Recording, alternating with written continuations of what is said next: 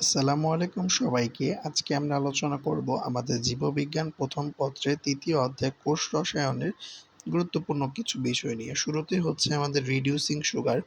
আমাদের যে সকল হাইড্রোকার্বনের বিজারণ ক্ষমতা রয়েছে তাদেরকে আমরা বলি হচ্ছে রিডিউসিং সুগার।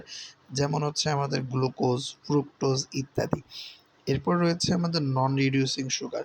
যে সকল হাইড্রোকার্বনের বিজারণ ক্ষমতা নেই তাদেরকে আমরা বলি হচ্ছে নন রিডিউসিং সুগার, সাধারণত সুক্রোজ এরকম। আমাদের ২টি রিডিউসিং সুগার পরস্পরের সাথে গ্লাইকোসাইডিক বন্ধনে যুক্ত হয় এবং সেখান থেকে এক অণু পানি বের হওয়ার ফলেই আমাদের নন রিডিউসিং সুগার তৈরি হয়। অর্থাৎ যেহেতু ২টা রিডিউসিং সুগার যুক্ত হয় তাদের বিজারণ ক্ষমতাটি নষ্ট হয়ে আমাদের নন রিডিউসিং সুগার তৈরি হয়। এরপর রয়েছে আমাদের অ্যাল-গ্লুকোজ।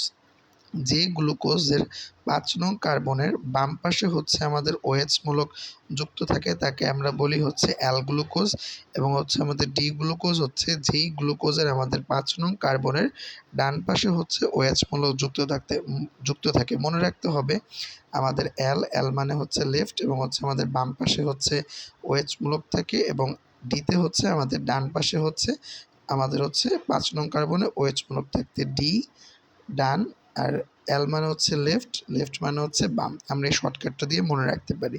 এরপর আমাদের আলফা গ্লুকোজ। যে গ্লুকোজের সাথে আমাদের ১ এবং ৫ নং কার্বনের সাথে নিচে আমাদের আলফা যুক্ত থাকে তাকে আমরা বলি আলফা গ্লুকোজ এবং আলফা এবং বিটা পরস্পরের উল্টো হবে।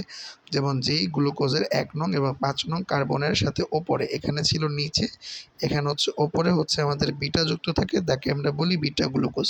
অর্থাৎ যদি আমাদের নিচে যুক্ত হয় তাকে আমরা বলছি আলফা গ্লুকোজ এবং যদি আমাদের ওপরে যুক্ত হয় তাকে আমরা বলছি বিটা গ্লুকোজ।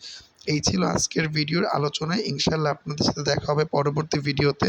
ততক্ষণ পর্যন্ত সবাই ভালো থাকবেন এবং নিরাপদে থাকবেন। আজকের জন্য আল্লাহ হাফেজ।